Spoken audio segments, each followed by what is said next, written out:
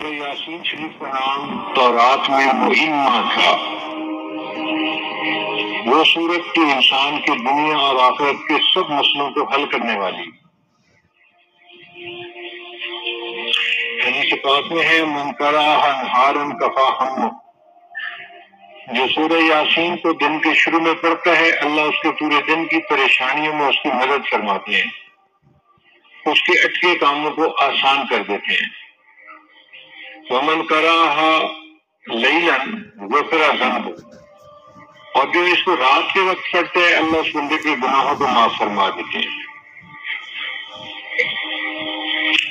حکیم ترمذی رحمۃ اللہ علیہ فرمایا کرتے تھے اگر کسی بندے کو اپنے دل میں کساوت محسوس ہو، سختی محسوس ہو، تو وہ سورہ یاسین شریف کو پڑھے یا اس کو برتن پر زعفران سے لکھ کر اس کو پیے، اللہ تعالیٰ دل کی سختی کو دور کر دیتے ہیں۔ اگر کوئی بندہ اس سورت کو قبرستان میں پڑھے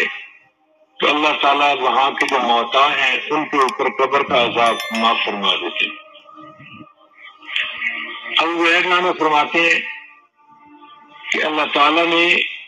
سورہ یاسین کو انسان کے پیدا ہونے سے 1000 سال پہلے پڑھا۔ جب فرشتوں نے سنا تو انہوں نے کہا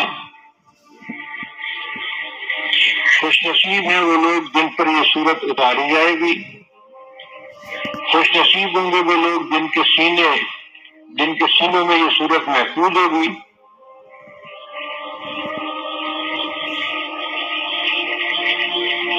اور خوش نصیب ہیں وہ لوگ جن کی زبانیں اس سورت کی تلاوت کریں گی۔ چنانچہ جنت میں جنتی عام قرآن مجید نہیں پڑھ سکے گا، صرف 2 صورتیں ہیں، سورہ طٰہٰ اور سورہ یاسین، اس کی تلاوت جنت میں بھی کر سکے گا،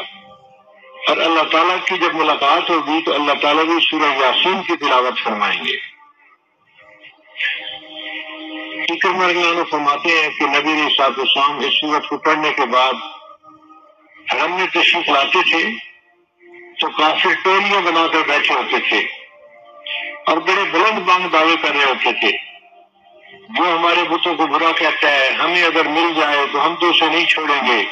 ہم تو یہ کریں گے، ہم تو وہ کریں گے، ہم تو فلاں کریں گے۔ اور نبی علیہ الصلوۃ والسلام ان سب کے قریب سے ہو کے آ بھی جاتے تھے اور ان لوگوں کو پتہ بھی نہیں چلتا تھا،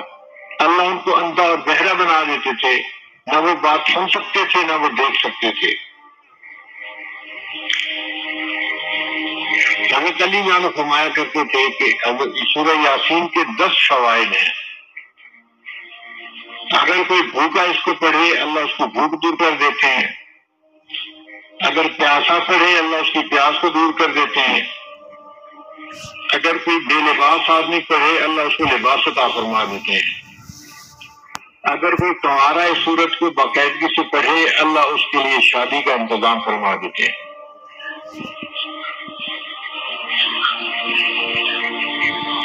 اگر کوئی بسم اللہ الرحمن الرحیم عن جابر بن عبد اللہ رضی اللہ تعالی عنہ قال قال رسول اللہ صلی اللہ تعالی علیہ وسلم اذهب فبیدر کل تمر علی ناحیتی، رواہ البخاری۔ حضرت جابر رضی اللہ تعالیٰ عنہ بیان فرماتے ہیں کہ میرے والد احد کے دن شہید ہو گئے اور میری 6 بہنیں تھیں، وترک علیہ دینا،